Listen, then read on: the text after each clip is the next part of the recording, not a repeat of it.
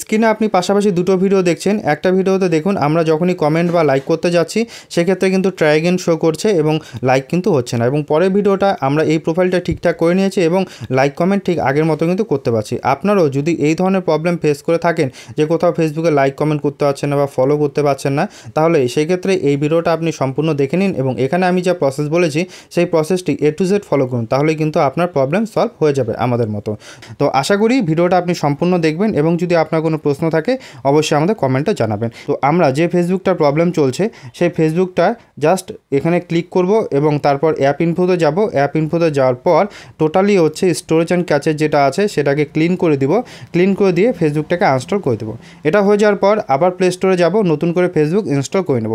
এটা আমরা সবাই জানি, তো এখান থেকে আমি নতুন করে দেখে টাইম নষ্ট করব না। তো এবার আমরা ইনস্টল করে নেওয়ার পর এখান থেকে আমরা ফেসবুকটি লগ ইন করবো, যে প্রবলেমটা চলছে ফেসবুকে যে অ্যাকাউন্টে সেটা লগ ইন করে নেওয়ার পর আমরা এখানে 3 ডটে ক্লিক করব। 3 ডটে ক্লিক করার পর আমরা চলে যাব প্রোফাইলে আসার পর এখান থেকে আমরা আবার 3 ডটে ক্লিক করব।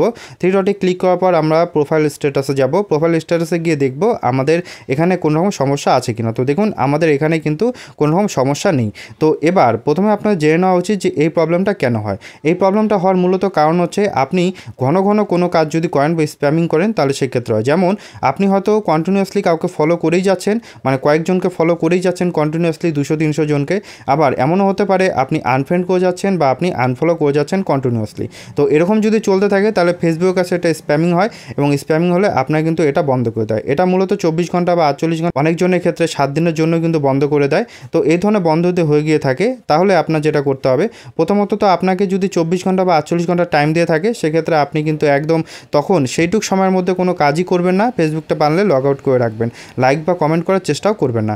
আর যদি এরকম টাইম শো না করে থাকে তাহলে সেক্ষেত্রে আপনি ব্যাক করে চলে আসবেন। ফেসবুক পোস্টে আসার পর সেই পোস্টে আপনি কমেন্ট করুন। কমেন্ট করলে আপনার এখানে যেটা শো করবে ট্রাই অ্যাগেইন বা অন্যরকম কিছু যদি শো করে তাহলে সেটাকে স্ক্রিনশট নেবেন।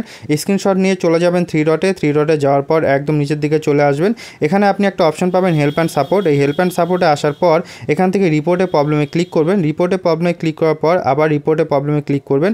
এখানে ক্লিক করলে আপনার সামনে লোডিং হবে এবং ইনক্লুডে ক্লিক করবেন। ইনক্লুডে ক্লিক করার পর আমরা এখান থেকে চলে আসবেন হচ্ছে একদম নিচের দিকে ফিডে চলে আসবেন। ফিডে আসার পর আপনি যে ফটোটা স্ক্রিনশট নিয়েছেন সেটা এখান থেকে আপলোড করে দেবেন। আপনার এটা হবে ফার্স্ট কাজ। এটা আপলোড করে দেওয়ার পর আপনার এখানে চলে আসবেন আপনি ডিসক্রাইব ইস্যুতে। ডিসক্রাইব ইস্যুতে আপনার কিছু লিখতে হবে, যে লেখাটা আমি ফেসবুক ডিসক্রিপশন বক্সে দিয়ে রেখেছি বা কমেন্টও পিন করে দিব, সেটা দিয়ে আপনি এটাকে জাস্ট সাবমিট করে দেবেন। ওপর দিকে সাবমিটের বটন আছে বা সেন্ডের বটন আছে, এটা করে দেবেন।